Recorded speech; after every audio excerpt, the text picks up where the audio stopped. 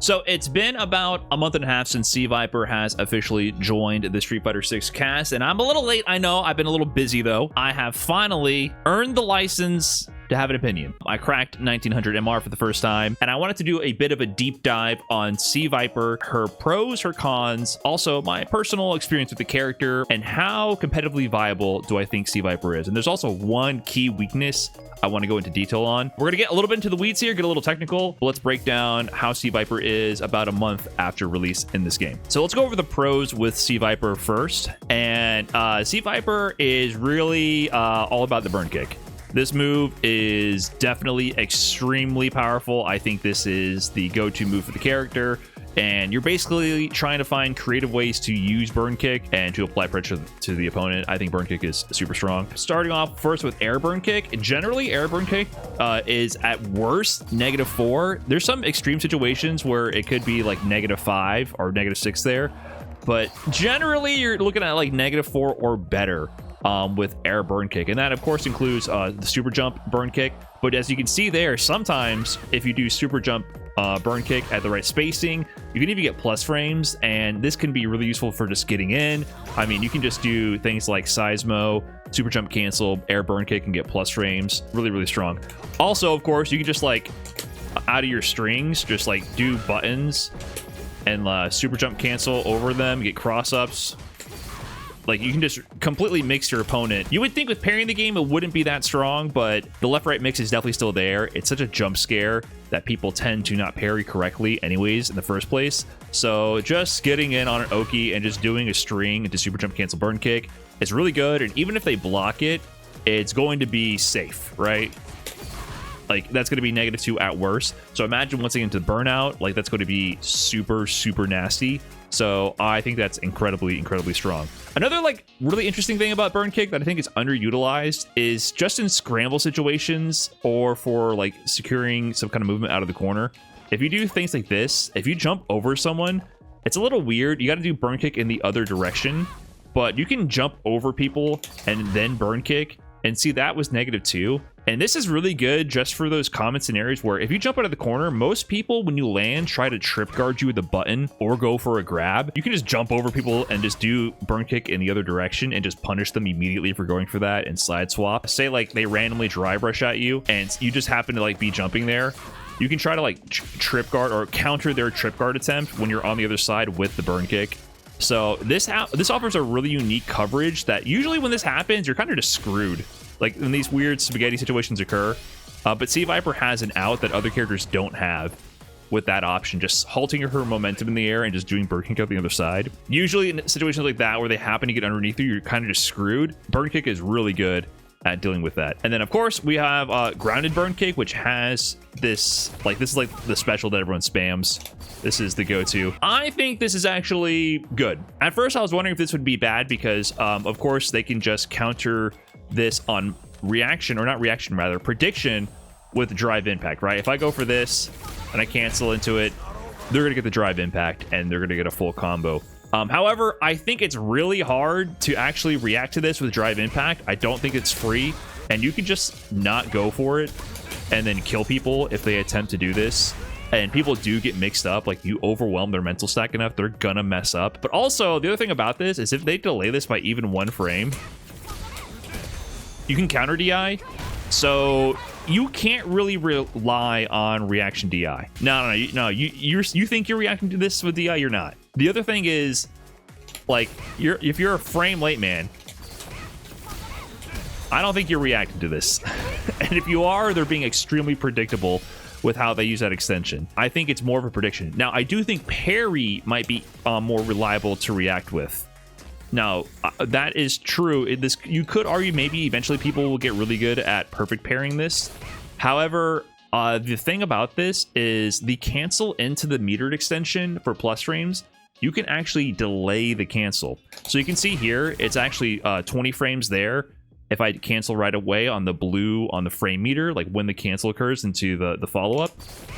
But I can also delay it to 22 frames. There's a 3-frame window where you can delay this cancel to modify the timing of the extension so that if they're trying to perfect parry the same timing every time, there's wiggle room for you to alter that timing to avoid getting perfect parried and still getting the plus frames. Because if they parry it regularly and you get the plus frames, you're okay. Like, you're just going to get the plus frames. So I don't think this is a gimmick. I think doing like regular burn kick and then not doing anything, if they flash parry, you throw them, or the DI and you kill them, then mixing this in, I think this is going to be good even against high level players. OD air burn kick, this is just +2. You just get in.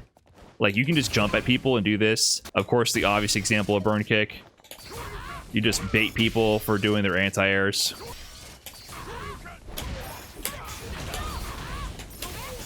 Right. So mixing up your burn kicks can definitely just throw off a human opponent. Like, you can just throw out burn kick and just do this and try to bait people's anti-airs. So just modifying your timing and spacing with this, mixing in super jumps, like her mobility with burn kick is just objectively good. Like, this really mixes people up. So I think burn kick will continue to be good. I think there's too many ways to vary it, and it's an extremely powerful part of her toolkit. And I think it's the most spammable part of what she has, for sure. I think burn kick is really good. Next thing that she has that I think is very good is her Seismo. Seismo is a low projectile, and you have 3 different variations, and it goes really far.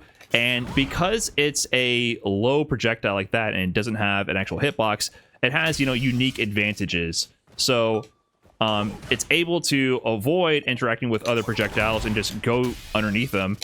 So you can secure these like last hit interactions like that and just snipe people. However, you can also argue this is a little bit of a downside, because you can see here, like, you can't clash with the projectiles. So if a fast projectile comes by, you're probably gonna get cooked for it.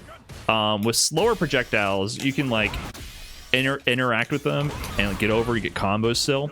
So it has its pros and cons. It's a common trait with these projectiles that just appear. This obviously becomes next level with the actual feint mechanic.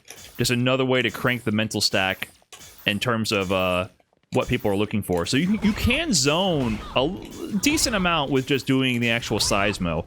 People might want to eventually jump, and that's when you do something like just the Seismo feint, and then you get your anti-air and you punish them for it. That this actually does happen. Like, people do try to jump this on reaction, because this is pretty slow overall. It's a 57 frame move. You got to be careful with it. Feint isn't amazingly fast. Like, you can't just like go super ham with this and expect this to work out. But I think it's still very strong to bait people in the zoning patterns. And the other thing it's really useful for is for baiting people to press parry.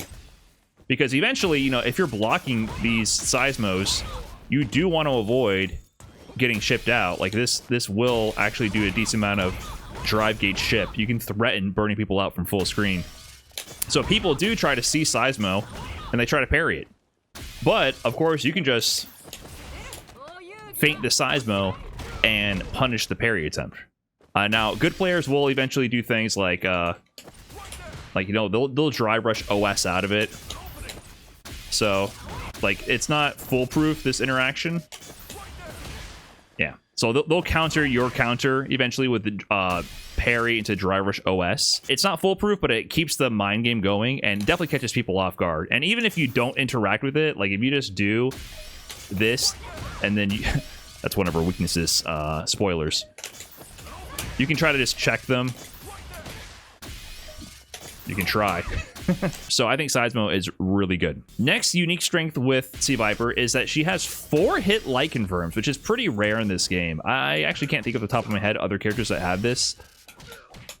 But if you do your light chain mostly with the actual jabs, they have reduced pushback and allow you to convert from your lights from further out, which just gives you more time to actually convert and get more damage in there as well. So I think this is a pretty interesting, unique strength that she has. It's pretty rare in Street Fighter 5 to have, or sorry, Street Fighter 6 to have this. So I think this is actually pretty good.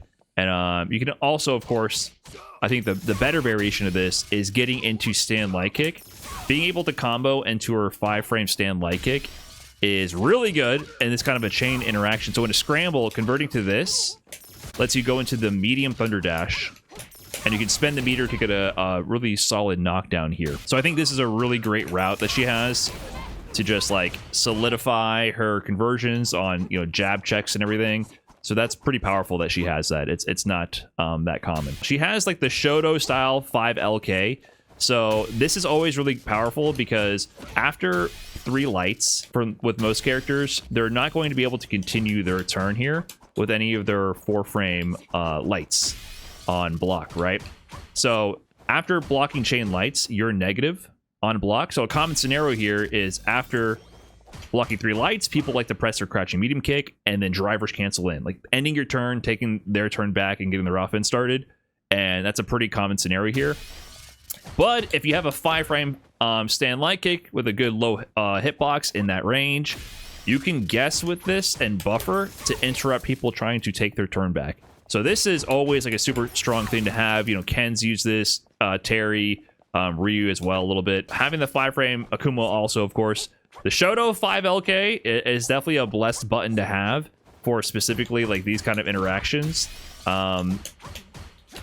You know, and it can turn into a decent amount of damage as well if you're willing to spend resources on it. Doing this, I think, is super powerful as well, just to help glue together a bit of her pressure strings. The other powerful thing about C. Viper is just with her special move extensions, she has really easy access for decent options with her Oki.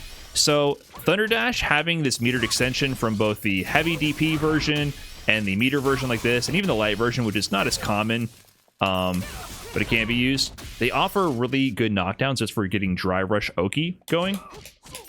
So like a common scenario would be from the medium Thunder Dash, you can just Drive Rush here and do towards heavy kick as a meaty option, or just Drive Rush in for a grab, whatever, right? But you also have the option to just do standing pressure as well, because this is actually +1. Now, +1 will lose to reversal jabs if you go for throw.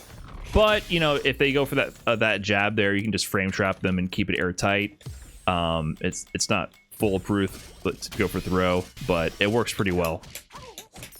So you can always just go for jab there, keep the pressure going, and eventually when you condition them, you can just mix in a stand throw here as well. So I just think having the option with C. Viper for a lot of common scenarios with light hits to go for Oki knockdown with either of these conversions, or to just leave them standing, especially with the medium Thunder Dash, is always powerful. And you can clip people trying to walk away through crouching light kick, for example. So I think that's just a really good way to keep the pressure up with this character, to be able to cycle through standing reset pressure to force an immediate strike throw, or if we're going for the Oki knockdown. And I think that she helps cycle through those options really well with her Thunder Dash extensions. And same thing for the burn kick as well. So one of the big strengths about Viper is for sure her damage output is really high, like really, really high. So I want to use a drive reversal punish to demonstrate that here. Not only is Viper's damage output really high, but she also is blessed with a 6-frame crouching medium punch, which is the magic number for punishing a lot of specific moves in this game, and of course mechanics like drive reversal. So I'm going to show you a combo with Terry, because Terry is, I think, known for having a ton of damage. He's a really hard-hitting character. And so on a drive reversal punish, let me do a basic drive reversal punish with 2 bars. 390. Now, you probably wouldn't do a combo like this with Terry. You probably just spend 1 bar in Drive Rush, but just to have something equivalent for the meter usage, 390 on a basic 2-bar drive reversal punish with Terry. Now, if I'm playing Viper here, though,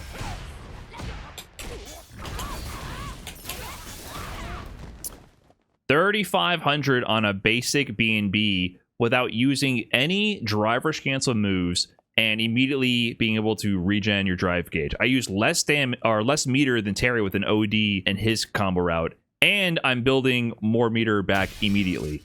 And I think that's not even the optimal one for this situation. I actually want to do... This is the optimal one here. There we go. 3,550 damage on that one. So he gets more, or she gets more damage than Terry on a drive reversal punish, which is really rare. In most situations, they get comparative damage to Terry. So I think that's like a really, really good sign for her damage output.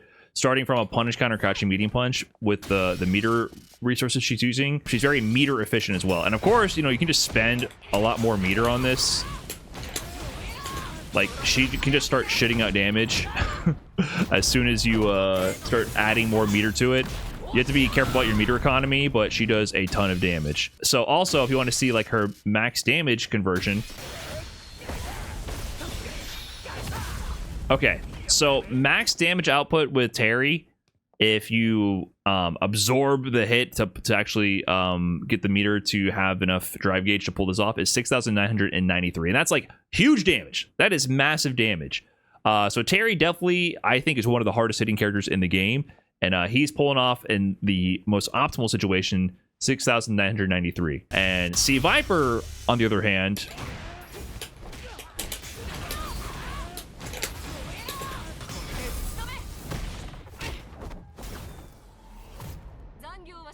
$6,990.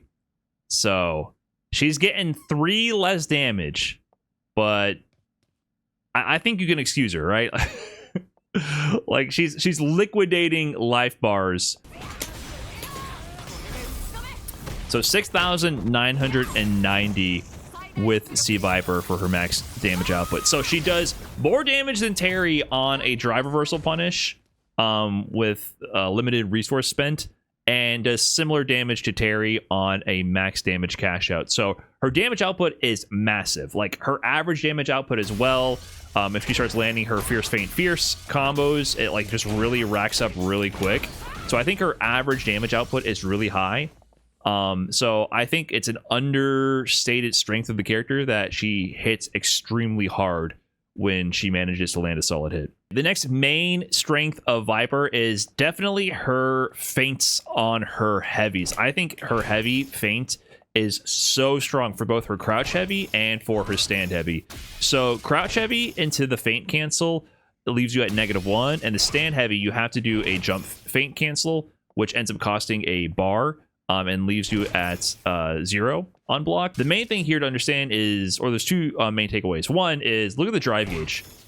The drive gauge gets absolutely chunked away every single time one of these heavies is blocked, right?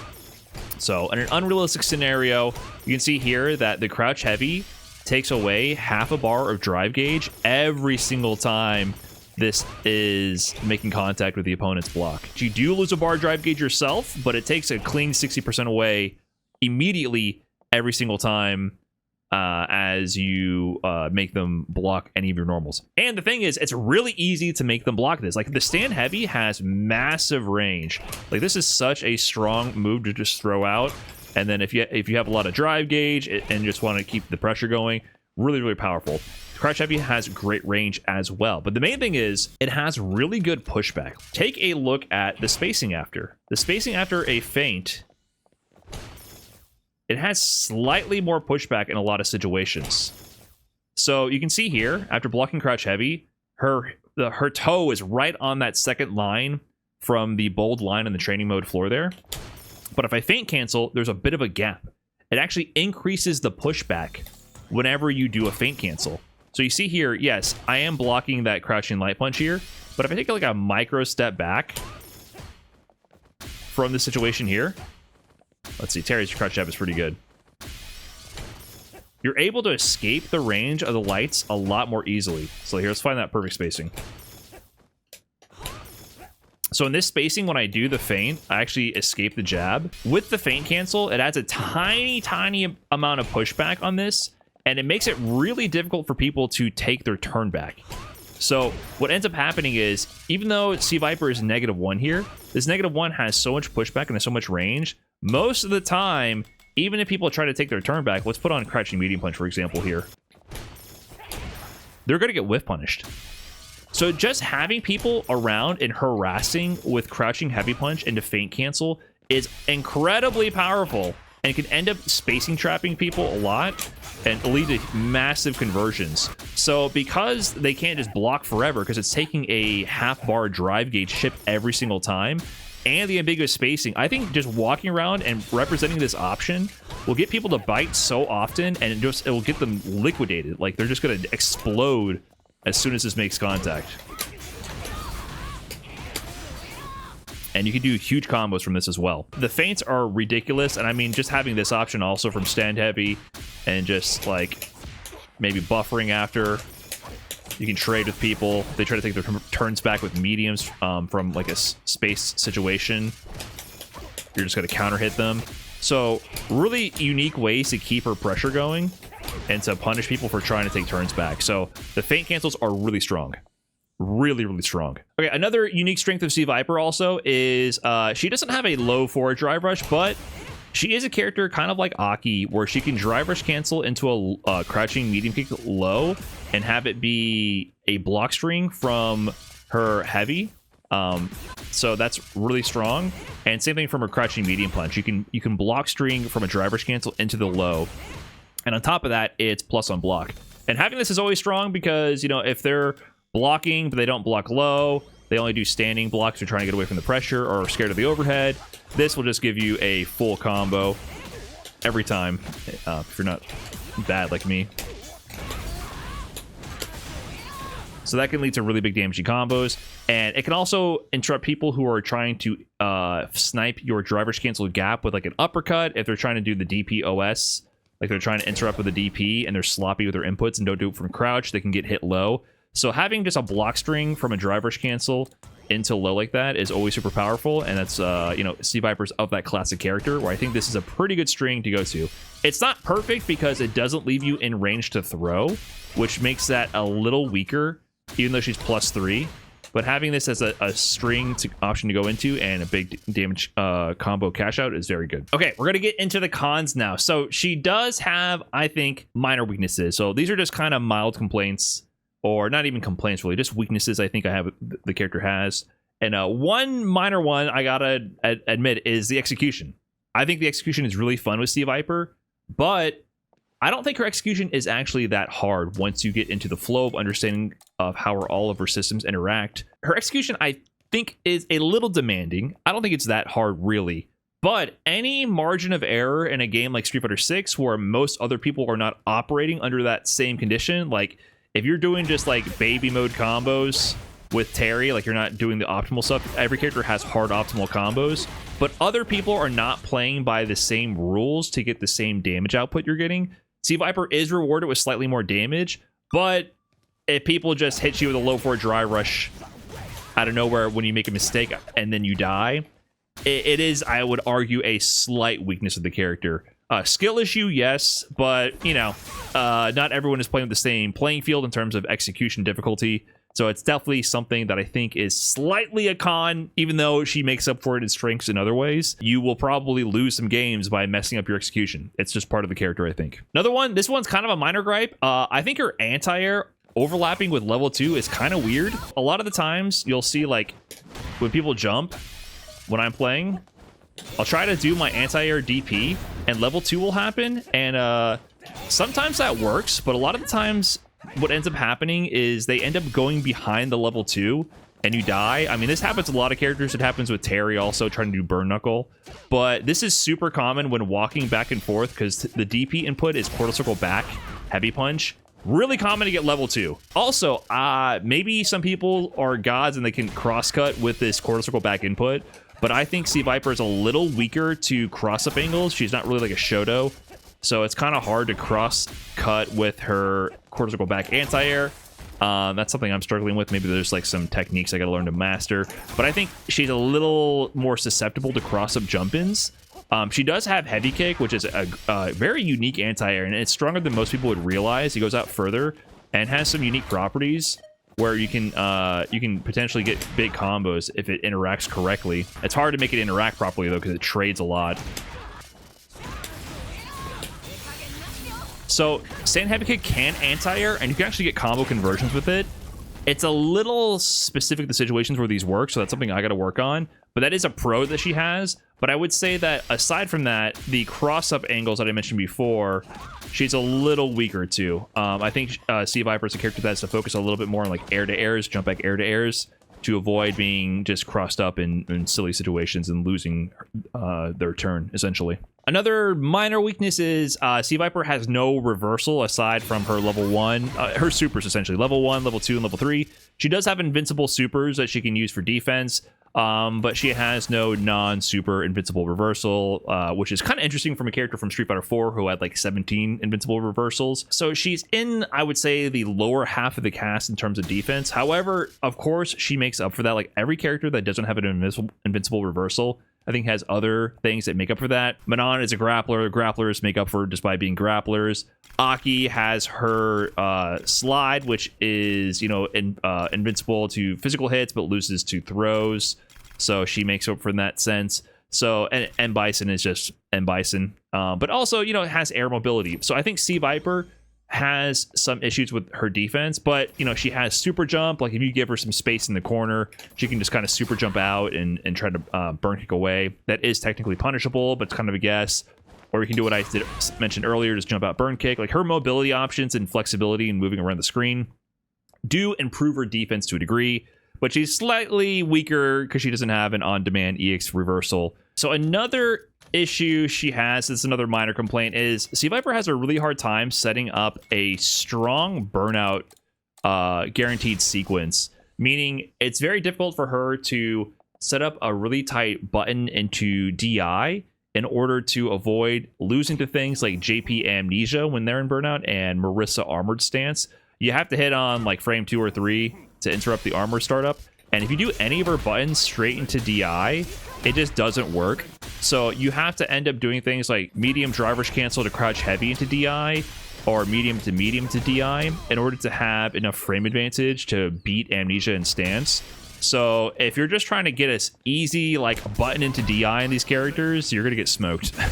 So that's something to definitely keep in mind. I think she has to be a little bit more deliberate about setting up her DI strings than other characters. So just a minor weakness there, I think, but not too big of a deal. So those are all the kind of minor nitpicky weaknesses with the character, nothing too big. The next two are really big. I mentioned how strong I think her heavy punch is. It's 9 frames, good range, and you can do things like pressure with the feint cancels. I also think a lot of her other buttons are really good. I think her stand MK is really good. You know, it is held back a little bit, I think, by needing to do jump cancel into the special moves, which makes her, like, if Sea Viper herself is in burnout, her mediums become a lot weaker because you can no longer do any kind of cancels out of these mediums, which makes like her ability to just like do button into special like really kind of weak rather.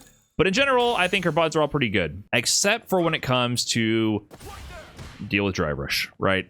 I think her drive rush checks, like a lot of players have been saying, are really weak. Her crouching medium punch, while it is 6 frames, is not juiced. A lot of the crouching medium punches, look at like a Terry, even like a Ryu. They got some juicy crouching medium punches. They have great pokes that are fast, 6-frame startup, and can intercept with drive rushes. Look at JP's crouching medium punch. It's amazing.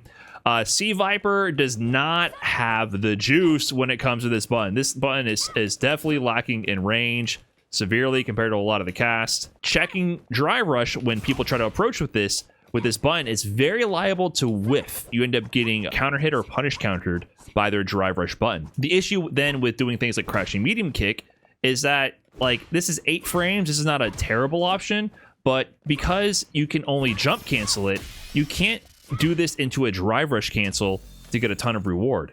If someone is doing a drive rush at you, like, you want to kill them. You want to hit them with maybe a drive rush cancel of your own in order to convert that into a lot of damage, right? So if you do it into a crouching medium kick, it's like you can potentially do things like you can do Seismo. That is an option, but it's already an 8-frame move. It's very difficult where you might get clipped.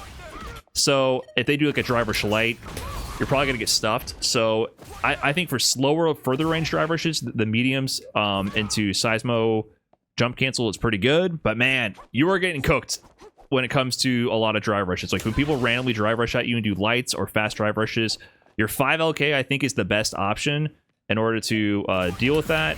But it's a lot of meter for not that much damage, and drive rush checking with lights and the drive rush cancel of your own, it's not ideal. She suffers with checking drive rushes, essentially. Really big deal. But okay, I think this might be the #1 problem with Sea Viper, and I think this makes her a significantly weaker character than others in this one specific aspect. So let me go ahead and set this up to demonstrate my point here.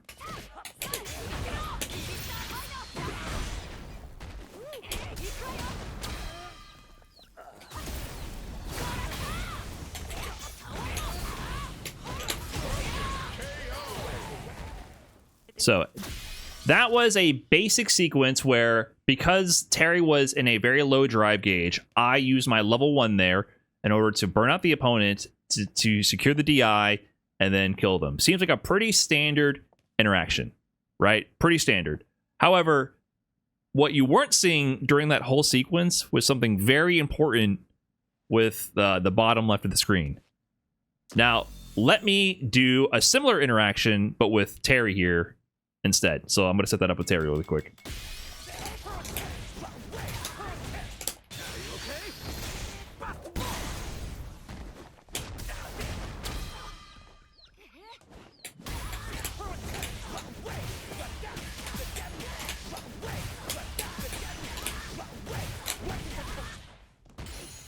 So imagine that killed, right? Look at the meter during this sequence. Both of these were doing a level 1 to burn out the opponent in order to get that guaranteed stun to put them in a kill situation. After I got the stun with Terry and I did that combo, I built back nearly an entire bar super during that whole time. The issue with C Viper is, while she's in her level 1 install, which she has to use in order to put them into the burnout in the first place, you don't build any meter. Any action that happens during this level 1, but you literally do not build any super meter. The problem is, level 1's utility in this game is intended for generally either closing out a round or for shaving off that last little bit of drive gauge to secure a burnout. In a lot of common situations, that's done in round 1. Where you're spending that little bit of super meter to secure the stun, and you're going to build back more meter during that stun combo, secure the round, and you're going to keep cycling through all of your meter.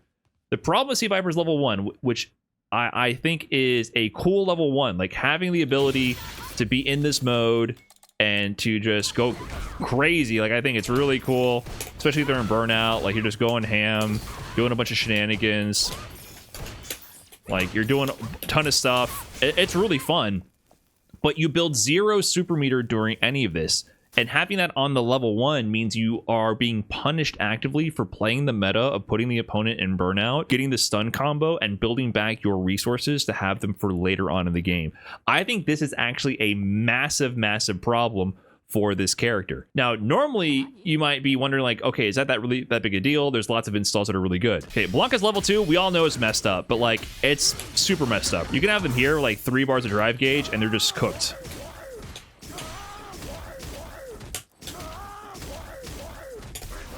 But by the time you put them in burnout, you make them go through this whole process where they're not interacting with you whatsoever. The game comes to a halt, by the way. When Blanka's in that level 2, you're not interacting with the level 2. You're kind of just on defensive mode, looking to not die to any of his approaches, and you're playing defense for a while.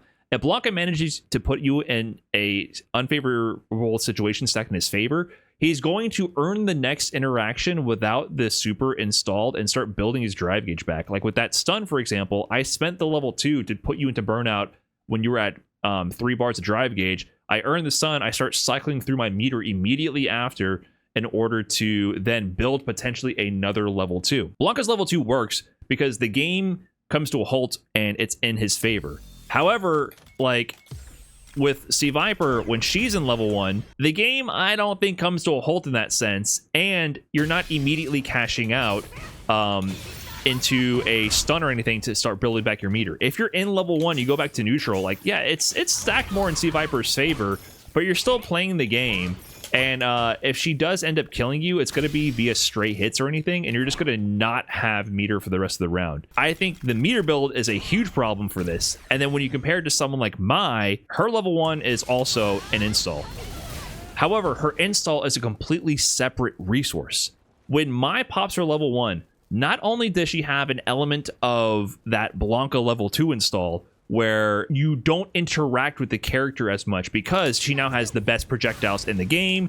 She can often, versus other Fireball characters, just completely shut out their Fireball game. It ends up being a much more stacked in Mai's favor situation where she's less interactable, on top of having enhanced combo routes and all of that. It's not offense where she's engaging with the opponent. She becomes less interactable. She has an element of that Blanka, like you're not interacting with the character as much and they're dictating the pace, but also she's building super this whole time. So she has none of the downsides of any of the installs because it's a separate resource. With Sea Viper, on the other hand, her level 1 being the install and not a separate icon with, like, I don't know, a heal with a spark on it, whatever motif you would use. Because Sea Viper is the install timer on the level 1, I think it kind of breaks the entire meta for the super and resource building of the game. Mai breaks it in her favor, and Sea Viper breaks it against her favor. It doesn't work with how you're supposed to play the game. Like, you're actively being punished for using your level 1 in earlier rounds to burn people out. And what ends up happening is you end up, if you use level 1 too liberally, you are significantly hurting your meter economy. And in final rounds, you will have less access to level 3 in CA, where level 3 in CA in the final round is so important. That's a massive part of the game. And even in final round situations, you can't spend level 1 early and then build back your level 3. So there's so many other characters who can spend level 1 early in a round and build the super back. Like, say you somehow secure a really early burnout, someone does a drive rush cancel sequence on you, and they're at a pixel, and then you get a level 1 on them, burn them out, get an early stun combo. You're actually not going to be able to build back your level 3 to close out the round like other characters would in that situation. So I found that her level 1 is super fun, but you actually get actively punished, I think, for using it. Why is the cam always dying, man? Anyways, Sea Viper's level 1 is very fun, but I think if you actually try to use it to be able to have access to all your tools and you go crazy, like, you actually get punished for that. So don't use her level 1 unless it's going to kill or really secure a stun that you need to, because it will hurt your meter economy bad. But that's it for her pros and cons. Before I get into how strong I think she actually is competitively and how viable she is, let me give you my personal experience with the character. I think Sea Viper is fun. She's a fun character. And she's fun, but you can't go super crazy. I think I was having a little bit too much fun when I was first playing her, just doing a lot of Seismo spam and trying to use this move too much. I think doing Seismo and Seismo feints feels so good, but I think spamming her options like it's Street Fighter 4 is definitely a recipe for disaster. I think playing a little bit more calm and collected and, you know, waiting for your opportunity to do things like Seismo and also just playing a little bit of a traditional footsie game is definitely a much better option. I think she's like a kinetic character, offensive character, but you can't go crazy with her. But more than that, what I think I like about Sea Viper the most is how it feels to play the character. I can't stress enough how much I think fighting games are a physical medium. I think it's important to feel that connection with the buttons you're pressing and the actions that happen on screen. And just doing basic fierce feint, fierce combos and doing this FADC, or not even FADC, drive rush cancel. See, it's getting my Street Fighter 4 brain going. Doing these drive rush cancel loops where you're doing the feints, it just feels good. It just feels really good. And when you finally get access to like more of the jump cancel shenanigans and landing things like the heavy kick into OD Seismo, things of that nature, things that you have to work for a little bit, it feels very good. And I think having that little bit of friction in order to access the higher level aspects of the character, I think the friction matters. Like, a lot of people talk about accessibility and how we can make fighting games more accessible and ease of use and all that. I think an element of friction is actually a key component to making things feel like you're connected with the game and the character. And I think with Sea Viper, that element is there. Like, I got to spend a lot of time in training mode, just learning how to input certain sequences and to be able to move more fluid with her across the screen. And that is a lot of fun. That is a lot of fun. So I think Sea Viper offers that where a lot of characters in this game don't. Not saying that no other character does, but she offers a unique perspective on that. So I think that is a really unique aspect to this character that I really enjoy. So if you're looking for a character that feels good just to press buttons and do things, like Sea Viper is that character. Just walking around and doing fierce punch feint and then like walking around like that, it just feels good. So I recommend trying that out. As far as competitive strength, I think Sea Viper is a good character. I think she is maybe around Sagat level, maybe a little bit worse than Sagat, but I definitely think we're going to be seeing dedicated Sea Viper players in the future picking up this character, I would say she's probably going to have a more dedicated role in the meta as it stands right now compared to a character like Elena, would be my guess. Yeah, Sagat, I think people are finally starting to gravitate towards Sagat a lot more. I think Sagat is very strong. But I think Sea Viper is good. I don't think she requires like an extra balance patch to make her juiced up enough. Like Terry was definitely kind of weak, I think, and then they overjuiced him. I think Terry right now is top tier as all hell. But you know, when he released, it felt like something was missing with the character. I think Sea Viper, they hit a really good sweet spot with her.